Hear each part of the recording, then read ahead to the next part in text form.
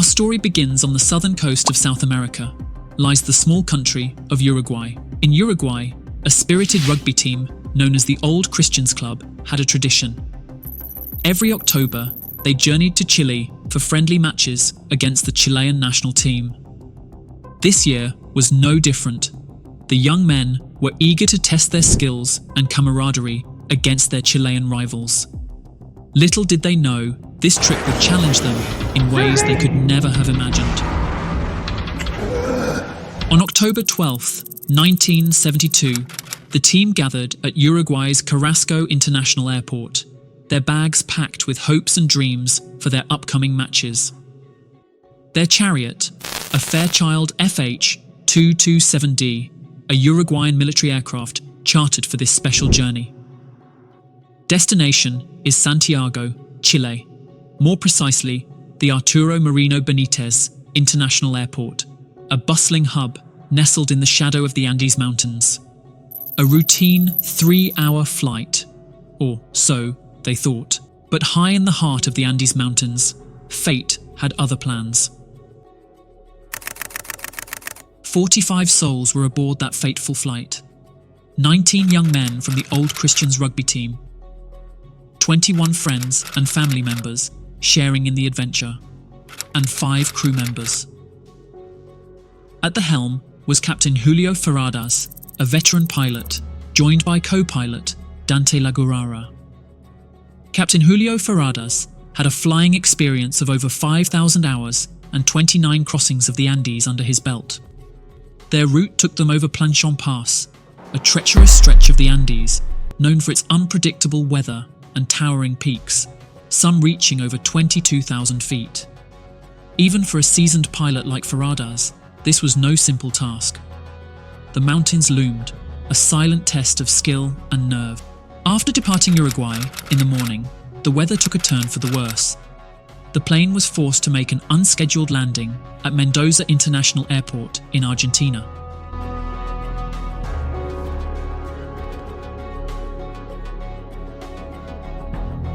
They are 180 kilometers away from their intended destination in Chile. They were stranded there for the night. During their stay, they ventured out for some shopping, casually purchasing a few bottles of wine for the journey. Little did they know that this seemingly insignificant purchase would become a lifeline in the days to come. On October 13th, 1972, the plane departed Mendoza, soaring towards its final destination. At first, all seemed well. Passengers were filled with relief, anticipating their arrival in Chile within minutes. Don't worry, we're going to be on the ground in 20 minutes.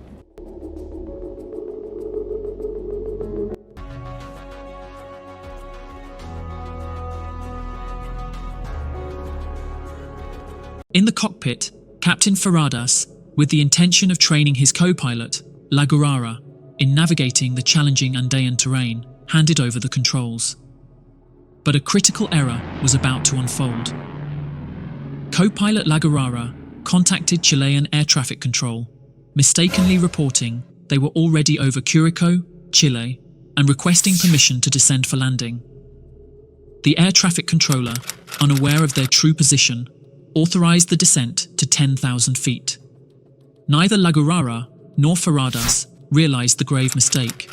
They were still high above the treacherous Planchon Pass, nowhere near Curicó.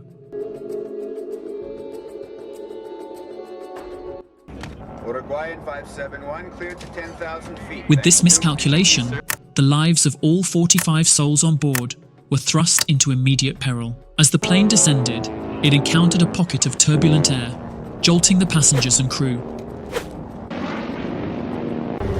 This is your captain speaking. Please fasten your seatbelts.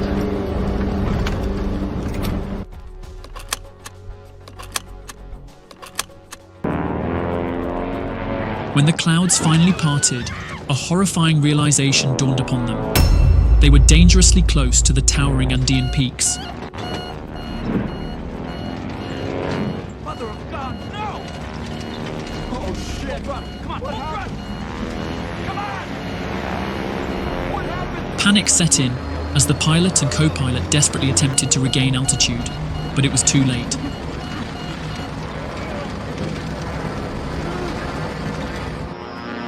The plane's right wing struck a mountainside, shattering upon impact.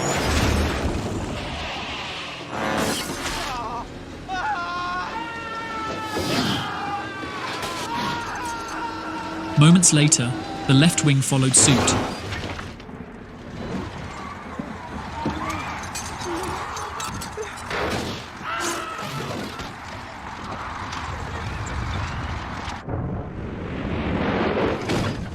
Leaving the fuselage to careen uncontrollably through the air.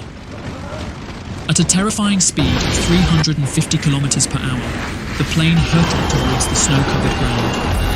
The impact was catastrophic.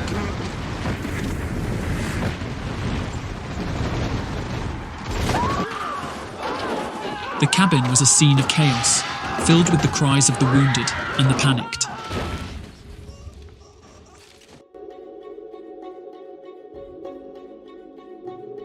Of the 45 souls who had boarded the plane, only 33 remained. Amidst the despair, two young men emerged as beacons of hope. Roberto Canessa, a 19-year-old medical student, and Gustavo Zabino, 20, were miraculously unharmed. They immediately sprang into action, tending to the injured and providing comfort to the survivors. Their friend, Nando Parrado, who plays an heroic role in the later part of the story, is in a coma due to a severe head injury. News of the missing flight reached the Chilean Air Search and Rescue Service within an hour of its disappearance. Aircrafts were immediately dispatched, their crews determined to find the downed plane. But as dusk fell, their efforts proved futile. The unforgiving terrain of the Andes, cloaked in a blanket of white, made the wreckage nearly impossible to spot from the air. The vastness of the mountains had swallowed the plane whole, leaving its passengers stranded and isolated in a frozen wasteland. The immediate threat to the survivors was the biting cold.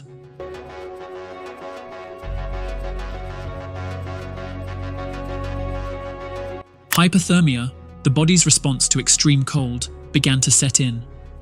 As their body temperatures plummeted, blood vessels near the skin constricted, diverting blood flow to vital organs in an attempt to preserve core body temperature.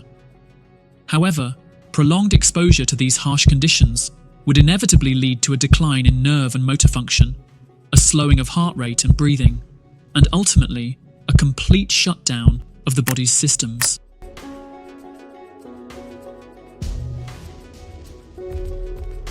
As darkness fell, the survivors huddled together for warmth, their hopes of a swift rescue fading with the daylight.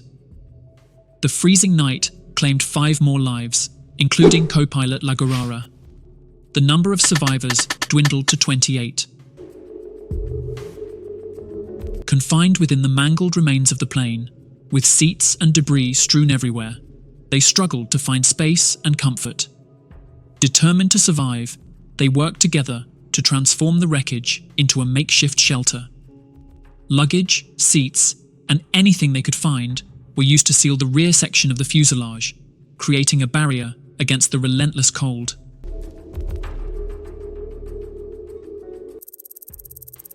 On October 14th, the search intensified. 11 aircraft from Argentina, Chile, and Uruguay scoured the Andes, their crews determined to find any sign of the missing plane. But as the day wore on, their efforts remained fruitless. The survivors, desperate to be found, used lipstick to write SOS on the fuselage, but soon realized their supplies were limited. They devised a new plan, a giant cross fashioned from suitcases laid out in the snow, a desperate beacon visible from the sky. 3 planes flew overhead that day. The survivors waved, shouted, and prayed, their hopes soaring with each passing aircraft. Surely, they thought, this time they had been seen. They thought help was about to arrive any minute. Sadly, they were wrong. 3 days after the crash, Nando Parrado emerged from unconsciousness.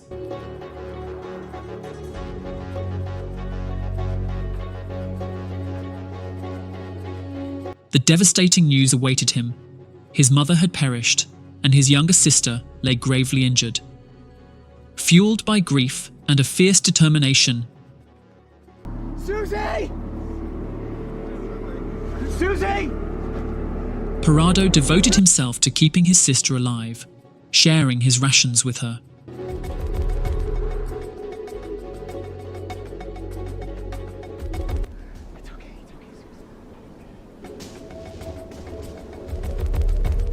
The harsh reality of their situation set in. Survival depended on careful planning and resource management. They took stock of their remaining food: 8 chocolate bars, 3 jars of jam, a jar of almonds, some dates, a few candies, and the bottles of wine from Mendoza. Thirst was a constant torment. Eating snow provided temporary relief, but it robbed their bodies of precious energy and hastened the onset of hypothermia, pushing them closer to the brink.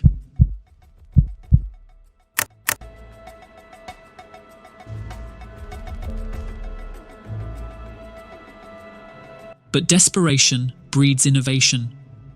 They discovered that the plane seats contained aluminium sheets.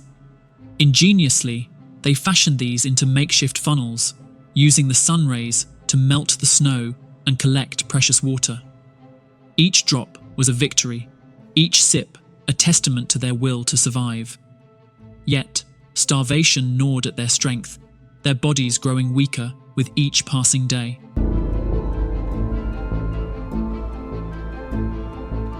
Meanwhile, Nando was getting obsessed with the idea of walking out of the mountains, but this idea seemed impossible to the others. They clung to the hope of rescue.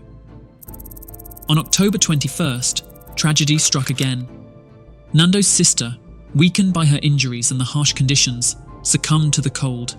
The loss was a devastating blow to Parado, but it also ignited a fire within him.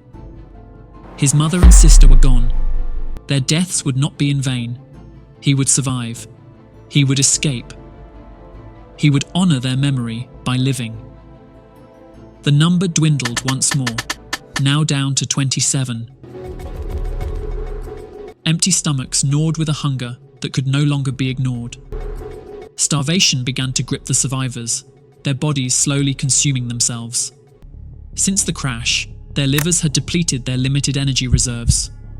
Now, their bodies turned inwards, breaking down fat deposits and muscle tissue, converting them into protein and energy to fuel their struggle for survival. As their physical reserves dwindled, their bodies weakened. Vital organs, kidneys, lungs, heart, teetered on the brink of failure. Unless they found a new source of energy, their fight would soon be over. Death loomed, a grim spectre in the icy wilderness. Roy Harley, one of the survivors, had been tirelessly working to repair the plane's radio. Finally, he succeeded. But their elation was short-lived. They could only receive, not transmit, and the news they received was devastating. The Chilean radio broadcasts brought a chilling message. The search had been called off. They had been given up for dead. One of the survivors tells the others that, "I have good news. Search has been called off." The news spread through the survivors like a shockwave. They are frozen, exhausted, and defeated. But Nando Parado wouldn't give up. He looked closely at the map he found in the cockpit. He thought he knew where they crashed, not so far from the edge of the mountains in Chile. Nando believed just one big mountain was between him and safety. If he could conquer that peak, he could escape the icy grip of the Andes and lead his fellow survivors to freedom.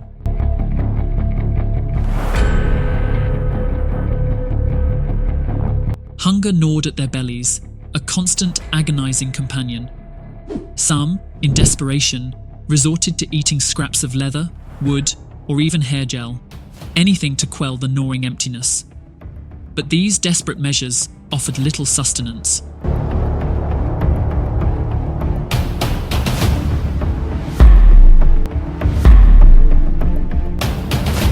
Then, Roberto Canessa, the young medical student, broke the silence. He spoke of a desperate, unthinkable solution, a taboo that would forever change their lives. Roberto gathered the survivors, his voice heavy with grim determination. Only protein here is in the bodies of our friends. You want to see your families again? He laid out the stark reality. Starvation was consuming them, their bodies wasting away. The only way to survive was to find a new source of protein, and that meant facing a horrifying, taboo act of desperation. Without hesitation, Roberto took a shard of glass and ventured into the frozen graveyard outside the plane. He returned, carrying the macabre harvest, human flesh, a grim testament to the depths of their despair. The survivors were faced with an unthinkable choice, a sacrifice that would test their humanity.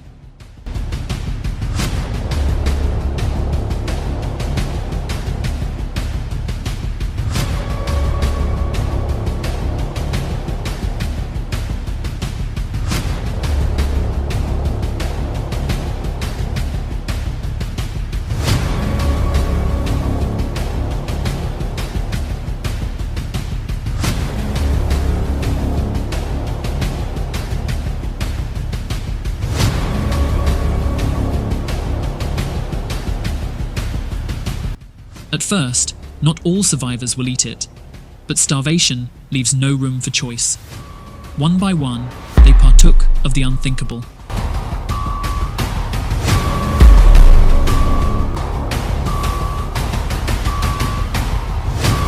Years later, Nando Parrado would recount this harrowing decision in his book, Miracle in the Andes. He reasoned that consuming the remains of their fallen comrades was a way to honor their sacrifice and ensure that their deaths were not in vain. On October 29th, disaster struck again. A deafening roar echoed through the mountains as an avalanche thundered down the slopes, engulfing the fuselage in a torrent of snow and ice.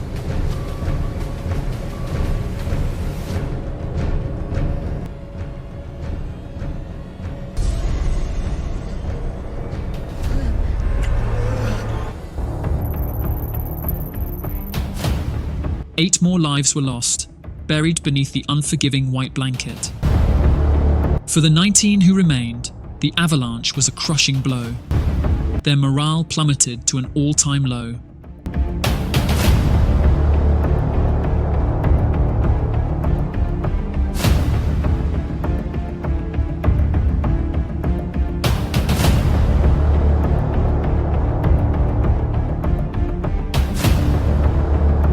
While the official search had been abandoned, one man refused to give up. Carlos Paez, the father of survivor Carlitos Paez, embarked on a relentless personal quest to find his son. He journeyed tirelessly from village to village, scouring the remote regions of the Andes, seeking any clue, any sign of the missing plane. Señor. Ah, ¿cuántos kilómetros son? Ya, 1,5 kilómetros, me dijo. Claro, hay una baja grande que hay ahí y me toma para la derecha. Cuando guste, señor. Muchas gracias. He offered a reward for any information, his unwavering determination capturing the hearts of the local people. His tireless efforts would etch his name into the legend of the Andes survivors. Meanwhile, preparations for a desperate gamble were underway. Nando Parrado, Roberto Canessa, and Antonio Vizintin were chosen for a daring mission: to trek across the treacherous Andes in search of civilization. With mid-December approaching, they knew the cold at higher altitudes would be brutal. They improvised, stuffing cotton from the plane seats into their clothes for insulation and using seat cushions to line their worn-out shoes. 3 more souls succumbed to the cold and the hunger. The number of survivors dwindled to 16. The mountain, it seemed, was claiming its victims one by one.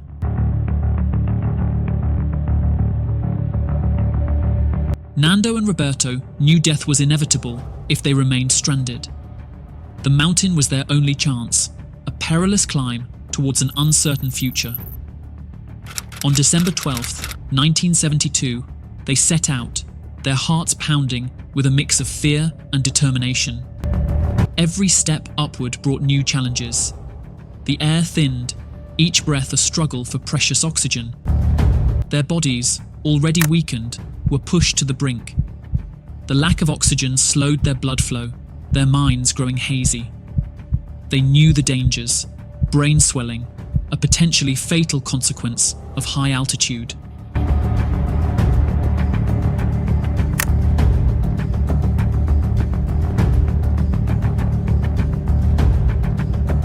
But they pressed on, fueled by a desperate hope, defying the odds and daring to attempt the impossible.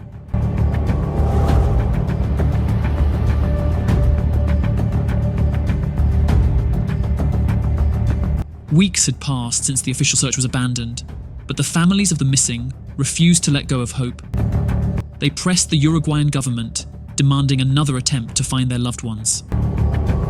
A surveillance plane was dispatched, its cameras scanning the vast, snow-covered expanse. High above the mountains, a human-made sign was captured on film: a cross. The images were rushed to the Chilean Air Force for development. Carlos Paez, his heart pounding with anticipation, examined the photographs. Could this be the sign his son and the other survivors had desperately created? Look, this is a cross. This is a cross on the snow. It's true. We've never seen a cross there before. This is a sign that the boys are alive. You're right. I am.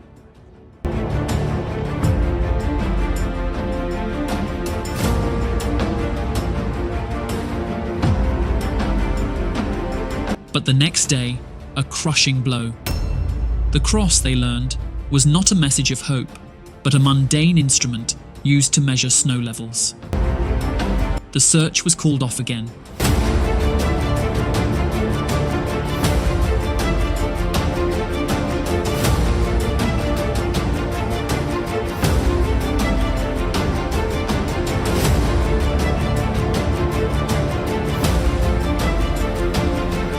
After weeks of agonizing uncertainty, the moment of truth arrived. Nando and Roberto were about to reach the summit. For 2 long months, they had clung to the belief that the peak held their salvation, that beyond it lay the green valleys of Chile. But a cruel twist of fate awaited them.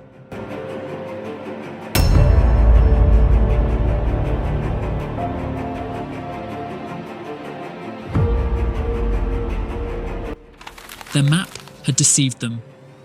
They were not on the western edge of the Andes, but deep in its heart, far from civilization. Devastation and despair washed over them.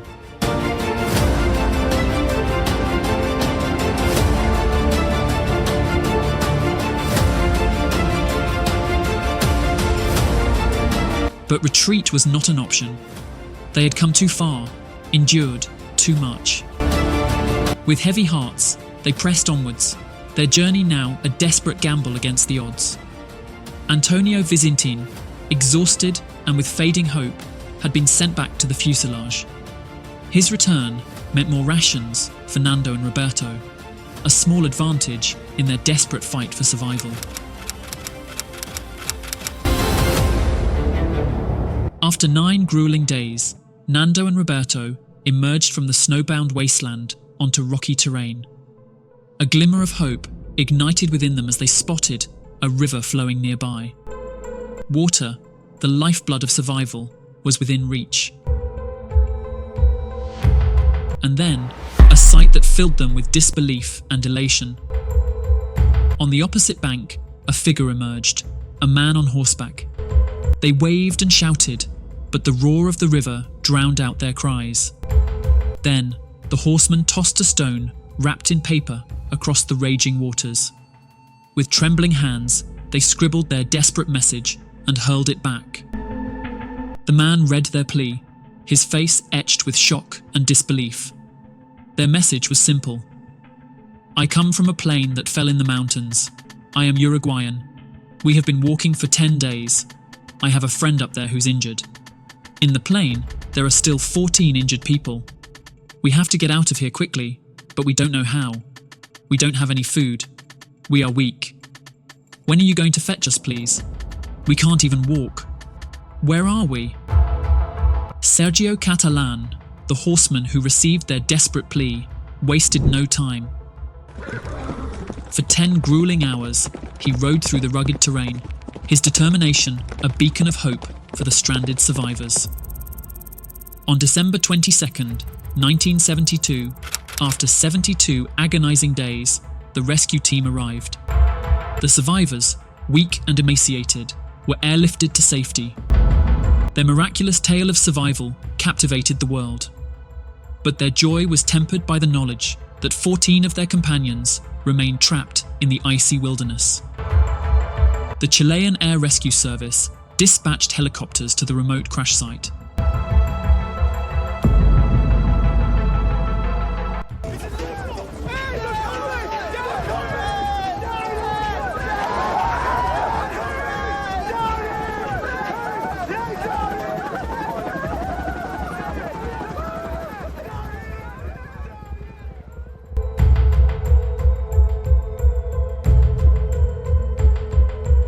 Carlos Paez, his heart filled with a mix of hope and disbelief, awaited news of his son. After weeks of agonizing uncertainty, he learned that Carlitos was among the survivors. I think that photo of us shows that moment very well, because it conveys the horror and the happiness at the same time. Nando, Parrado's relentless determination to find a way out had not only saved his own life, but also the lives of his friends. Their story became a beacon of hope, a reminder that even in the darkest of times, the human spirit can prevail. A testament to human resilience, courage, and the enduring power of hope.